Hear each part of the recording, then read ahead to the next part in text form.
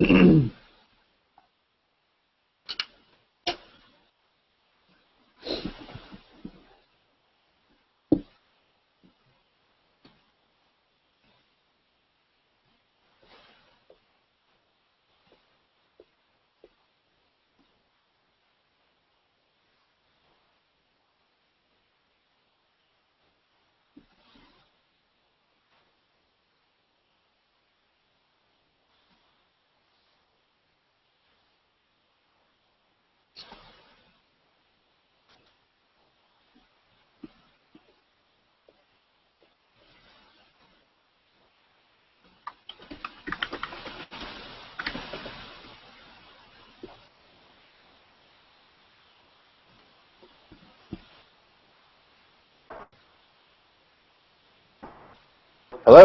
Hi, Evan. Can you hear me? Hi, Evan. Yes, I can. Hey, how are you? Good. Thanks for hosting me. Sorry, it's kind of a weird place. I'm actually at a hotel in Lansing, Michigan. So I hope you can see me. I tried to find some light in the lobby. I'm not sure how that worked out. It's a little dark. I love that you're in that environment. I'm assuming you're there for the primary. Yeah, Rick Santorum just finished speaking. Let me see if I can turn myself or something. The light, yeah. If you can, I don't know if you can do a total 180 because the light's almost more behind you. Isn't that? Oh, you want me to turn around so I'm facing it? Yeah, exactly. All right. Let me try that. Oh, there's a light there. Okay. Oh, this is better. Okay, do this? Yes, that's great. All right, that's fine. We were just breaking news live on the internet right before I talked to you, so it's all happening. What happened? There have been some reports that Rick Santorum's campaign is sending robocalls out to Democrats today, calling on Democrats to vote for Santorum against Mitt Romney.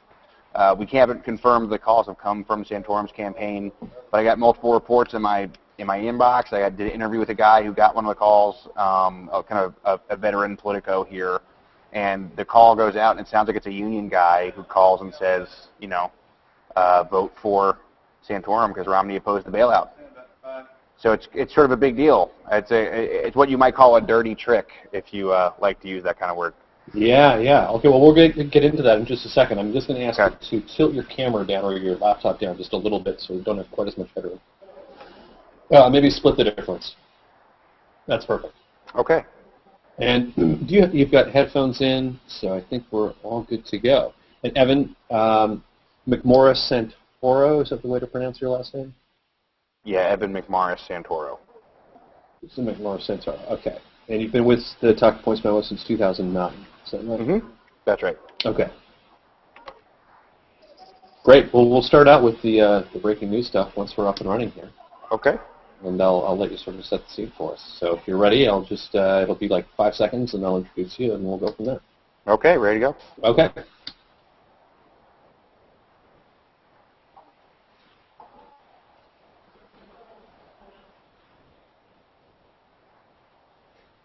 Hi there, I'm Daniel Seberg at Google in New York City, and I'm hanging out right now with Evan McMorris-Santoro, who is a writer at the Talking Points Memo.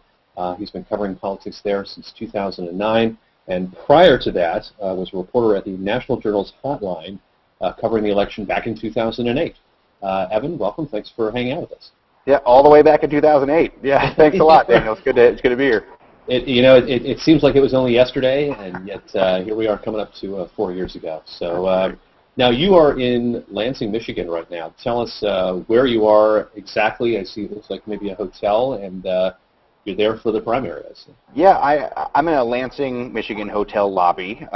Rick Santorum just finished speaking here, one of his 3 or 4 events today across Michigan as he tries to close down the race here and tries to win tomorrow, kind of making his closing argument.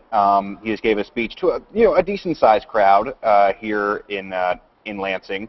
And through the magic of Google Meetup, I can talk to you right from inside this hotel. But yeah, what came out of that discussion with reporters there? Well, Santorum was inside the hall doing one of his pretty much standard stump speeches. He talked a lot about the economy, he talked a lot about gas prices that Republicans are talking about now. But I was actually out here doing some reporting sort of around that meeting, which is that there's a little bit of breaking news coming out starting now here in Michigan, which is that there's been an effort going on by the Daily Kos people and some online progressives to create a Democratic crossover vote that will vote for Santorum versus Romney and then deny Romney his home state win, which is a big deal for Romney, obviously. And it appears, according to reports that I have and people I talk to, that there's a call that is labeled as a Rick Santorum campaign robocall that's going out today to voters in Michigan that is targeting Democrats and saying, Democrats, you should vote for Santorum tomorrow because Mitt Romney opposed the auto bailout. Somebody told me it was a union-sounding guy, and he talked a lot about we Democrats and talked a lot about Democrats, and it was a call targeted at Democrats. Not something you see a lot of. One of a veteran Politico out here I emailed and interviewed said to me he called this, a dirty trick. So things are getting pretty hot and heavy with the polls so close, heading right into the final day. Yeah, and so with regards to those poll numbers, what are you seeing? I know that it's oftentimes been within a margin of error. Other polls that we've seen have been a little more in Romney's favor. Where is it at right now?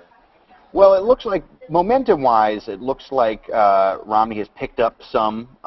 He was, of course, trailing Santorum by double digits just last week or a little bit earlier, a little bit before that, after Santorum swept those three primaries the other week. It feels like so long ago now.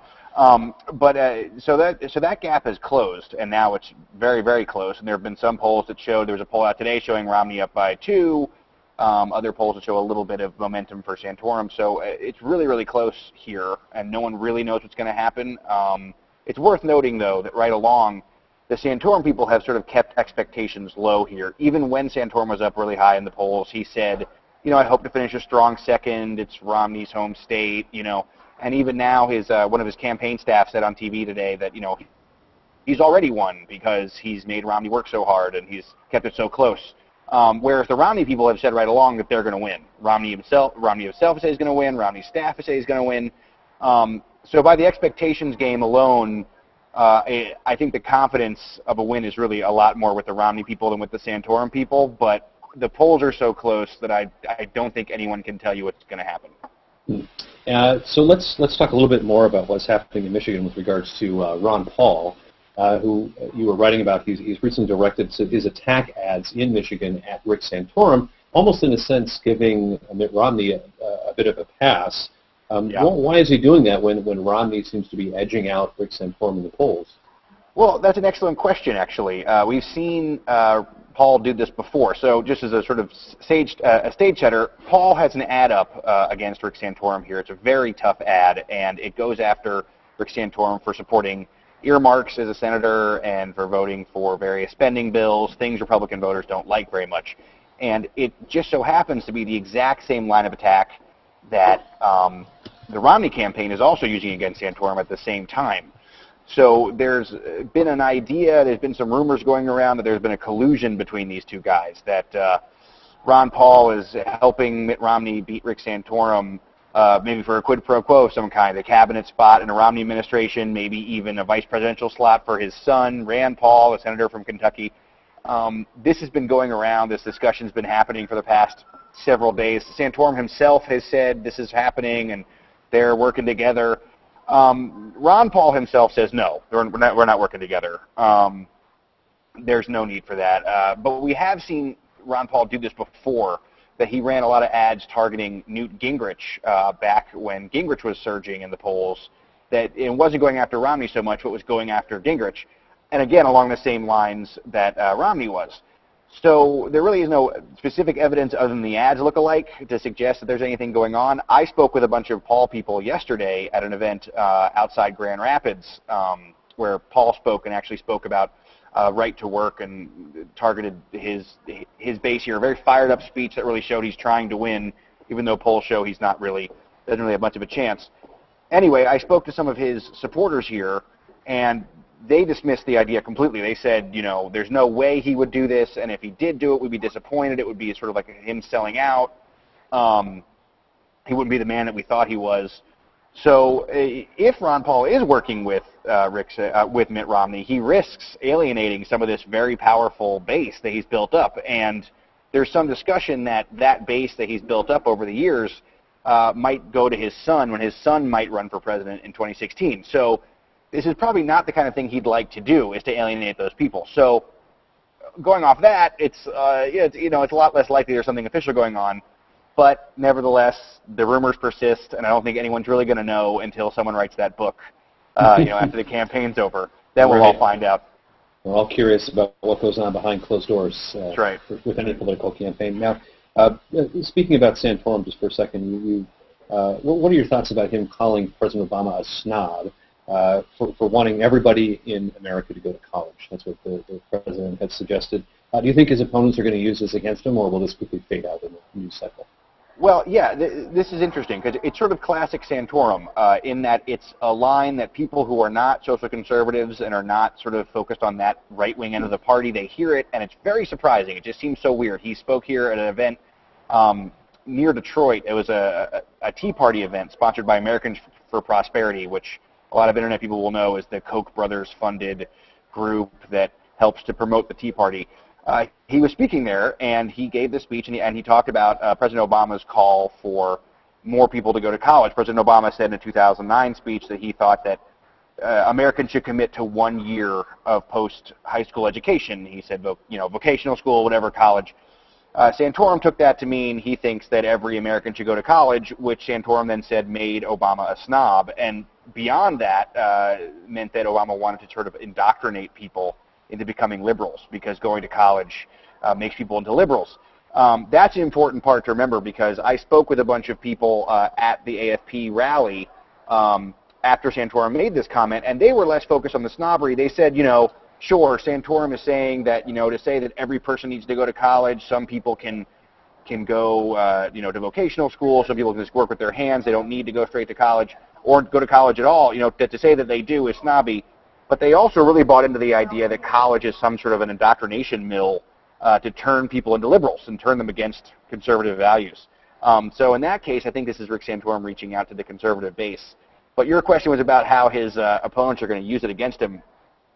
We've already seen Chris Christie, the governor of New Jersey, went on TV yesterday. He's a big Romney supporter, very popular guy with the Republican Party. And he said that he thought that phrase was crossing the line, that it was actually an unfair attack on Obama. So that's kind of surprising because of the sort of parts of this discussion that appeal to the social conservatives, maybe for them to sort of go out on a limb there. But I think that there seems to be a sense from the Romney side that this is not a great general election winning message, that maybe we don't need kids to go to college. And I don't think that you're going to see the Romney campaign get on board. And like I said, they're already attacking Rick Santorum over it. And so just to be clear, the idea of every American going to college, it's not exactly what the president said, but it's what Rick Santorum has paraphrased, or that's what he's interpreting. Yeah, that's exactly right. It's actually not exactly. It's not at all what Obama said. Obama said 1 year of post high school education, which could be community college, vocational school, apprenticeships, I think he mentioned, some kind of training like that. So he definitely didn't say college at all. But of course, the president has made access to college and making college more affordable a big part of his education reform message. And what's interesting about that is that so has Rick Santorum. I dug up Rick Santorum's old campaign website from 2006.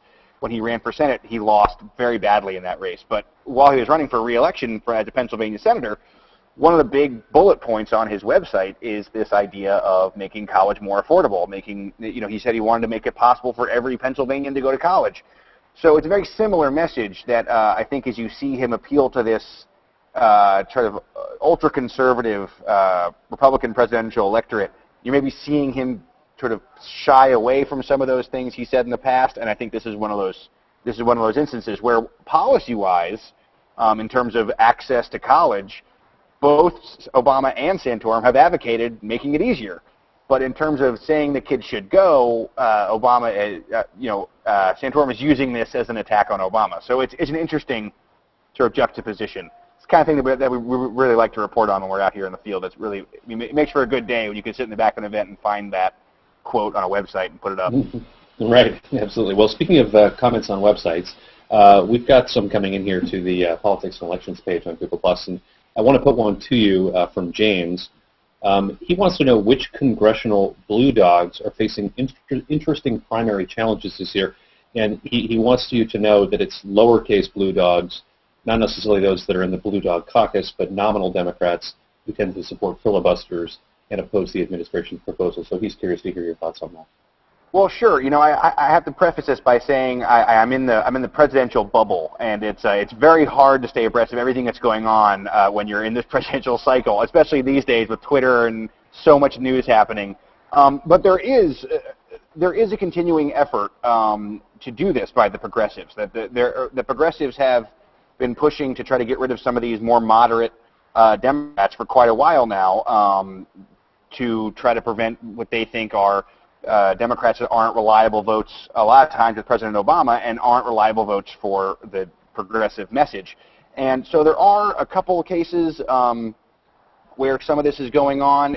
It's a little bit less popular this time than it was. There was a lot of talk about it in 2010. It ended up sort of fizzling out and only really being down in Arkansas against Blanche Lincoln, where the Democrats were not able to succeed in the progressives were not able to succeed in unseating her in the primary, but they did see her lose quite badly in the general election. A lot of progressives said that was a justification for having a more progressive-leaning candidate. So you're going to see some of that this cycle. There is some of it's coming up. It is happening.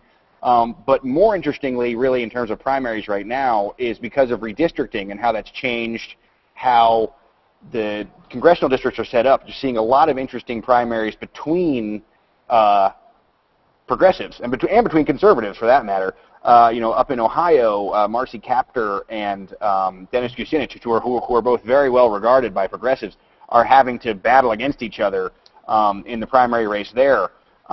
So I think as some more of this redistricting shakes out, you'll see more of those races come together. But for now, a lot of them are in discussion. I do hear about it, and I think it's something you should definitely check TPM, which kind of thing we follow all the time. There'll be a lot of reporting on it, and I do think it's a storyline that will be coming forward. But I really am just so much in the presidential world, I can't give you a list of names right now. All right. Well, just to wrap up, we've just got a couple minutes left, and maybe you could summarize some of the breaking news, let's call it, that came to your attention right before we started talking here. Well, as I said, I talked about the thing with the robocall going out. That's going to be a big story. This is talk about the progressive thing. This is part of what we're seeing, which is progressives that are using the internet and using online organizing to push their agenda forward. And the idea in Michigan is to weaken Mitt Romney as much as possible. And the best way to do that is to get Romney to lose his home state. And so that's what we're seeing people do. Now, the idea, that's what we're seeing like Daily Kos is doing. They're organizing about 10,000 progressives that are on their listserv here to try to come out and vote for Rick Santorum. It's an open primary. Democrats can cast their ballot in the Republican primary, and then later in the Democratic caucus that comes in the next couple of months. So they're able to do this. The question is, how much of an impact will it have? And I think that you speak to Republicans, and Republicans say, it could have some, we don't know, we're not really thinking about it. Democrats are very hands-off on this. They don't want to officially want a part of it at all. The state party is like, we're not giving any money to this, we're not a part of this, but it's going to happen. The Obama campaign is absolutely shutting it down. Definitely not going. We're not a part of it at all. We don't want anything to do with it. But with the Santorum campaign, or whoever it is using this robocall that's targeted at Democrats, it sounds like it's from the Santorum campaign, putting some money behind it and trying to get those votes out. In a close election, that could be a really surprising factor. This could be the thing that could happen, which would do two things, really. It would be great for Santorum, who could get a win, but also it would sort of weaken the argument that this primary has weakened Romney, because he can turn around and say, well, Democrats voted, and they tried to get me out, and they succeeded, so it's really not an official loss. It's a Democratic crossover victory. So there's going to be a lot of interesting spin coming out of this if Romney loses. If Romney wins tomorrow, which is very possible based on the polls, it's going to basically be Romney's back on track. There's going to be some discussion about should he have won by more, should he have done more. But I think the real question is just going to be, can Rick Santorum survive after losing what was really supposed to be his big primary? All right, well, we're going to have to leave it there. But Evan McMorris-Santoro from Talking Points Memo, thanks so much, and enjoy your time there in Michigan. Super Tuesday right around the corner. Yeah, this was great. Thanks a lot for having me. All right.